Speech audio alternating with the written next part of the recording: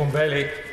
Thank you, Mr Deputy Speaker. And Mr Deputy Speaker, I'd actually like to start my comments by adding to a point that the Honourable Gentleman, the member for Glasgow East, raised about today's proceedings, and actually pay tribute to the House staff and the parliamentary staff ensuring that we were able to do that today.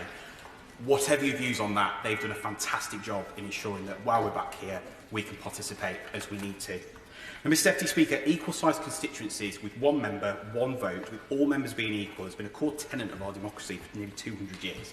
And I'm really proud of the fact that the communities I represent were at the heart of that battle 200 years ago to ensure that every individual had their vote heard, no matter where they came from, no matter how much money they had in their wallet, no matter how much property they owned. And indeed, it was the likes of the Chartist Council of Prince's End in my constituency and the Chartist Council in Wednesbury, and the likes of John Wilkes from Tipton Green, Richard Cooper from Prince's End, George Browning from Wednesbury, and later Black Country suffragettes like Hilda Burkitt and Emma Sproson, who led the fight to ensure that a working class lad from a council house who was told he would amount to nothing can stand here today in this parliament and represent those people and their descendants today.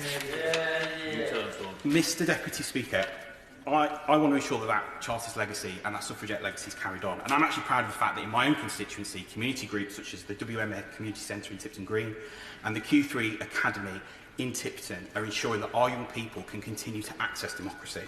Now, I believe this legislation honours that tradition. And if we take a look at what this legislation is trying to resolve, we need to ask ourselves some quite fundamental questions. Is it right that in Town A, half as many people can vote for an MP and elect an MP than those living in the next door town, Town B? Is it right that the difference between the 20 smallest constituencies in this country and the 20 largest ones is 675,000, which I believe, looking at my honourable friend Melvin Rothwell, is about the size of the city of Leeds? And is it right that 27 million people are reportedly being underrepresented because they live in constituencies where they're above the average threshold?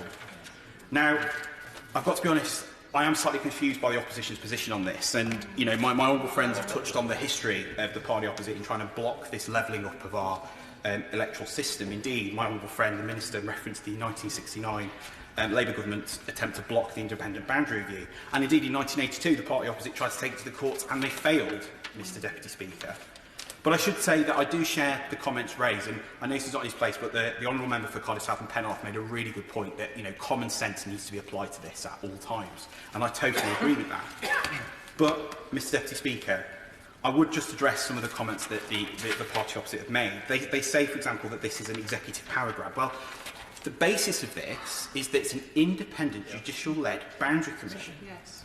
The fact of the matter is, it's taken out. Okay, yes, it's taken out of the power of the executive and it's given to an independent body. The fact of the matter is, as well, this is primary legislation. Parliament can, of course, amend it, a budget at any time. It's a basic principle of our parliamentary democracy that we, as members, can do that if we need to. So I've got to disagree with the party opposite on that point. Mr Deputy Speaker, I'm conscious of time and to allow my colleagues to speak, so I will just say this. The last time that the boundaries in my constituencies were amended, I was 5 years old. Now, a lot of time has changed. A lot has changed during that time, and many of us have changed, more some than others probably. But the fact of the matter is that it is absolutely time that we get this done. And I would say this to honourable and right honourable members across this chamber.